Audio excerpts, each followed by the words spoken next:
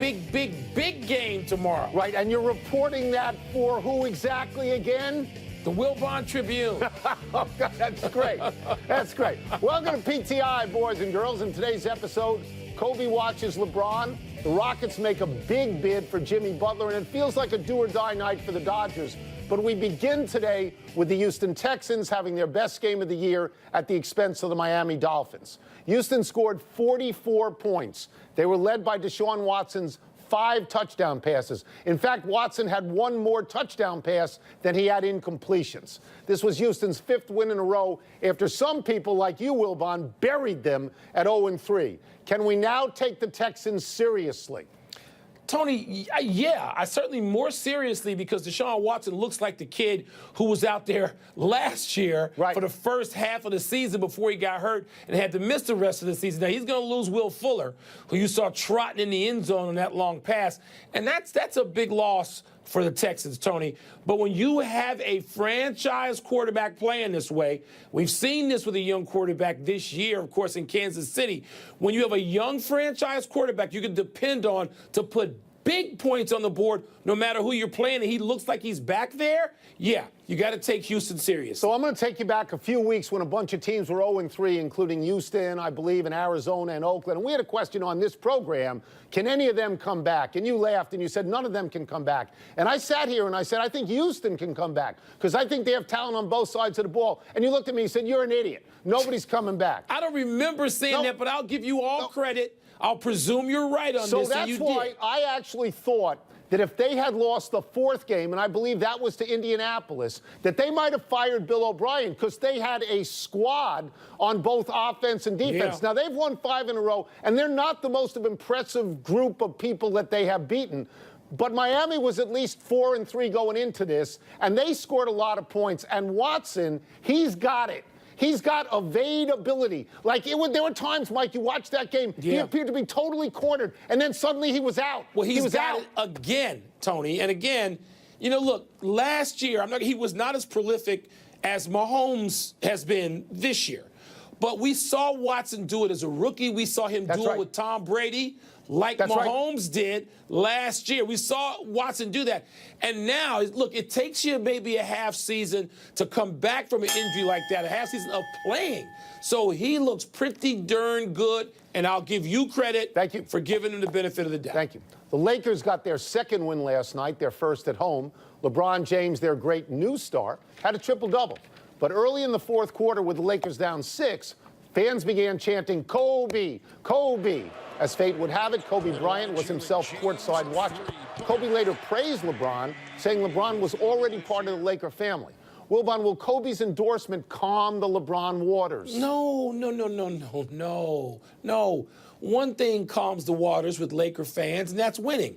Look, I like to get on all the people along I-95 because, Philly can be as obnoxious as most any place, and you just get tired of New Yorkers I do as sports fans and patting themselves on the back.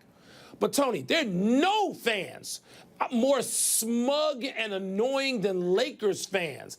And the only thing that will calm them is winning. And the Lakers can do that. They won't win enough for the fans this year, but they'll be on that track. They'll get there. But I think because Kobe gives his blessing. So LeBron is essentially chasing someone he can never catch. All right? In terms of number of titles? Just all the aura. The aura. Right. All right, my friend David, who you know very well, who's been out in L.A. for 40 years, says there are 3 gods in L.A., just 3.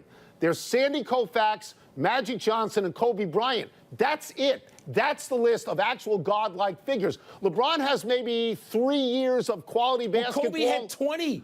Kobe had and 20 all in years. L.A. And all in L.A. Yeah. So even if, and Kobe's been good. Kobe has put his arm around him. Yes, he has. But even with that, when LeBron misses 2 foul shots, we go, Kobe would never miss. Kobe did miss them, but, Kobe would never miss them because Kobe has a stature that LeBron can't get to out there. Yeah, look, Kobe's been an exemplary ex-Laker. He has been. He's there in Southern California. He says all the right things about the team and who's on it and all that, and he's been seen, and, that's great. One thing will satisfy Laker fans, Tony. And let me tell you something. Not satisfy relative to Kobe, just satisfy them, period. That will be winning. They're going to have to get near that 50-win mark you suggested they're going to get but to. I'm saying and I to you disagree with you. At LeBron's they're going to have to age, get near that to calm the waters. Mike, I'm just saying at LeBron's age, he can't win enough to ever be there with right, Kobe for those not people. Relative to Kobe, no. Tony, we haven't talked about Jimmy Butler in, I don't know, 5-6 days? 3. And I know you're dying to, so let's jump right into this offer the Rockets reportedly are making to Minnesota to send the T-Wolves essentially the maximum allowable 4 #1 draft picks in exchange for Butler. This deal would stretch the compensation over 7 drafts. I think that's a max 2. And the Rockets would then get a 3rd All-Star and some quasi-version of a super team. It's a big headline, Tony. But is this a deal either team would be wise to make? Let me ask you this question. Are they going to get a better offer than that? Are they going to get anything like that? They're not. They're not. You think that's a great offer? They get no players in return? Do you think that's a great offer? I'm not sure it's a great offer, but I think this is a situation. Anyway. I think this is a situation where Jimmy Butler is toxic and they have to move him.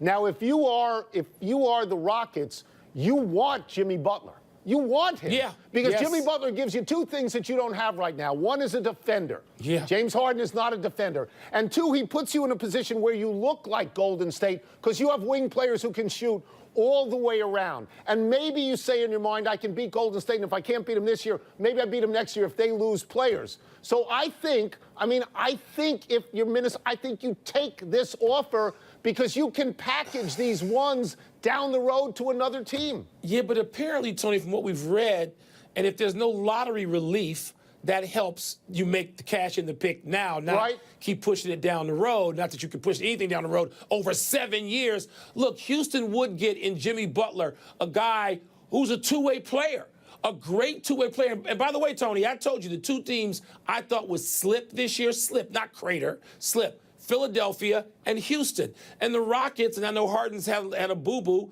and Chris Paul as well. Those guys don't look like so far the Rockets of last year. So you get Jimmy Butler, yes, it strengthens your team in a number of ways, but you better sign him in the offseason. Well, he is a native Texan, so you figure you would. You better sign him. You better keep that roster together because you're hamstrung. You can't make any future moves as it would pertain to picks. I just think if you're Minnesota, and I know that if the Rockets are good for a few years, these picks are 18, 19, 20, 23. They're not great something picks, like Tony. that. I know, but sometimes this works. Look what Boston did with Philadelphia. You know, sometimes the Nets, sometimes it works to stockpile picks because there's some other stupid team out there that's willing to take them. They were involved in that thing. I don't know. You think this deal's going to go through? Yeah, I think it's a good deal. Okay. Because I don't think there's a better deal out there. The World Series continues tonight, now in Los Angeles, where the Dodgers are down 2-0. Not only do the Dodgers face a superior opponent so far in Boston, but they face an uncertain future. Manny Machado is expected to leave as a free agent. Clayton Kershaw and Hyun-Jin Ryu are also free agents. Wilbon, is there more than the season on the line for the Dodgers tonight? Tony, I know when you look at potential free agents, you say, oh, wow, you could lose, half your starting staff. That's a lot of wins and a lot of star power. I get all of that.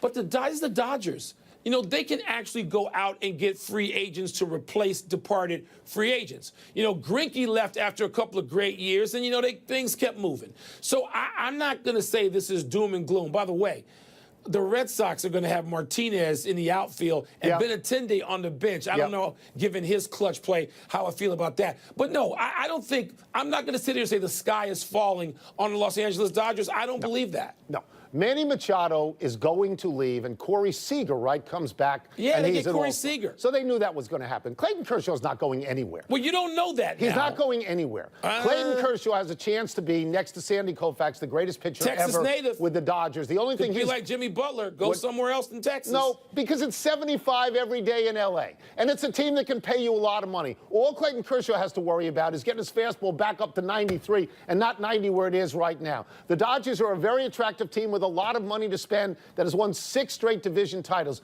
This year, it occurs to both of us that they're getting beat by a better team. Yeah. They won 92 games. The other team won 108. They've had a very good season. I don't think you ever have to worry about what is going to happen to the Dodgers because their past history shows how much they're willing to spend money. So I mean, to me, I just don't worry about this. There is some sense that if Kershaw, if this is his fastball and you can sit on it and hit it, then you wouldn't want him. You can let him walk. So you go get another pitcher because it's, you know why it's attractive? Who just signed there? LeBron James just went there. It's nice every day, Mike. You know, Tony, I just named you a guy who left, an ace, and you just glossed over it because you didn't like the example.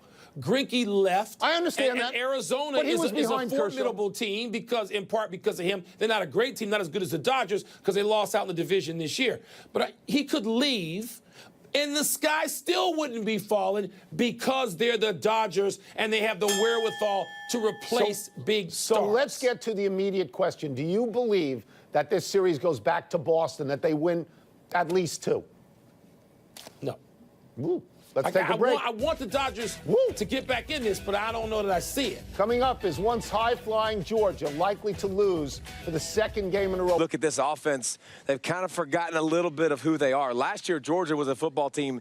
They made no bones about what they were going to do. It was going to be Nick Chubb and Sony Michel and a physical offensive line, and they're going to run the football, and they're going to hide their freshman quarterback, Jake Fromm. Well, I think you fall in love now because you got Miko Hardman and Godwin and Ridley and all these toys out wide. I think they showed in the LSU game they want to throw the football, and you want to use these toys. Well, I think they're going to get back to what they do best, and what they do best is run the football. Holyfield and Swift are 2 guys that are the same type of guys as Michel and Chubb. They're physical. The offensive line is still physical and nasty. Florida, when you look at their weaknesses over the past, several weeks of the season, it's acceptable to the run. They're smaller in the interior on the defensive line. So I think Georgia's fix in their bye week is running the football more effectively, and I think you'll see freshman quarterback Justin Fields get more playing time because he can do the same thing. He can come in and run the football effectively, and especially the zone read. And Jake Fromm coming off probably his worst game of his career.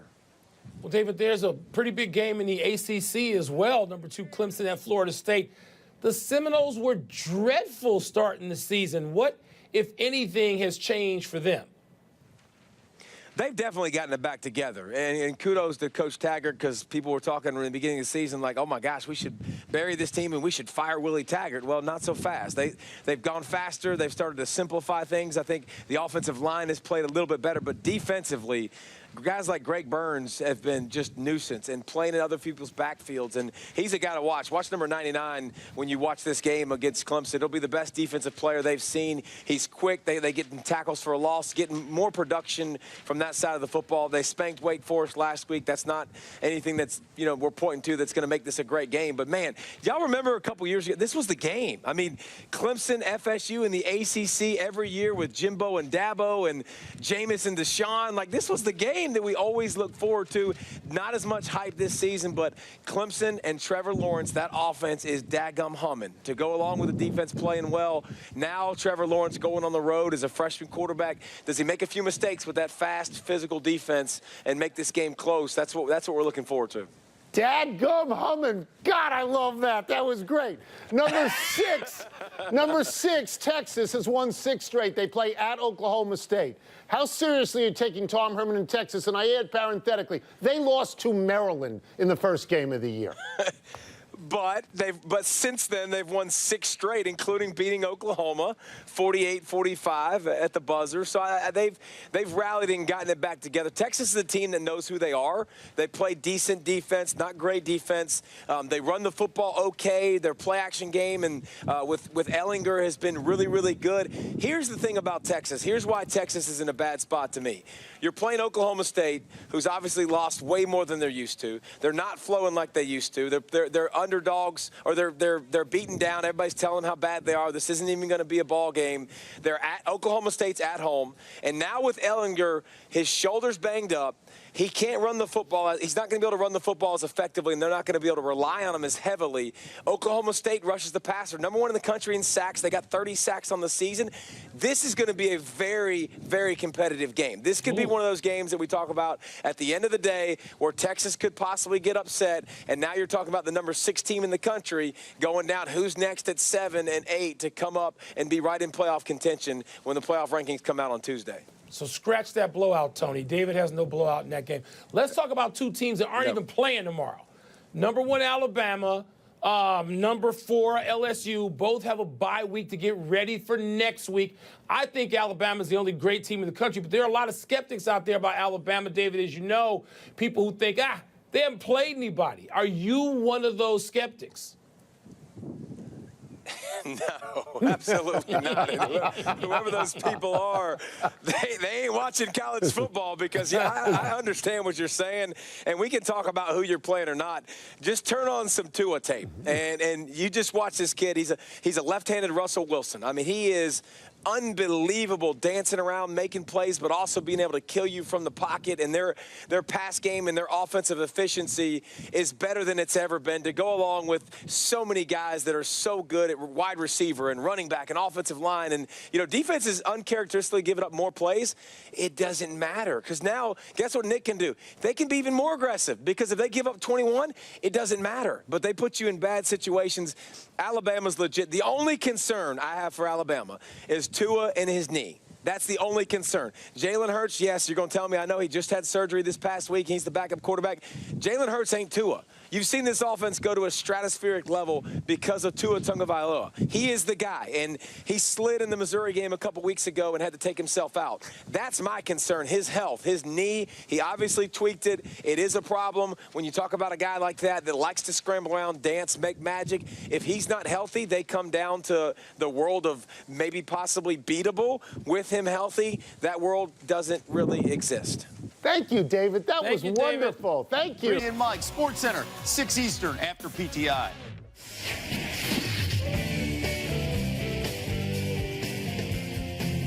Happy time, people. Happy 21st birthday tomorrow to Lonzo Ball.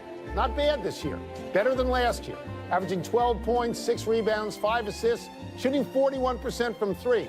On a side note, we have not heard one word from his father since LeBron James arrived in Los Angeles. Thank God. Wilbon, you like Lonzo Ball, right? A lot, yes. I think he's going to get better and better and better. People expect him to be great immediately. Give him a chance. He just turned 21, for crying out loud. Happy anniversary, Ben Roethlisberger. On this day 4 years ago, Big Ben completed 40 of 49 attempts for 522 yards and 6 touchdowns in a 51-34 win over the Colts. That's the greatest single passing day of Roethlisberger's distinguished career.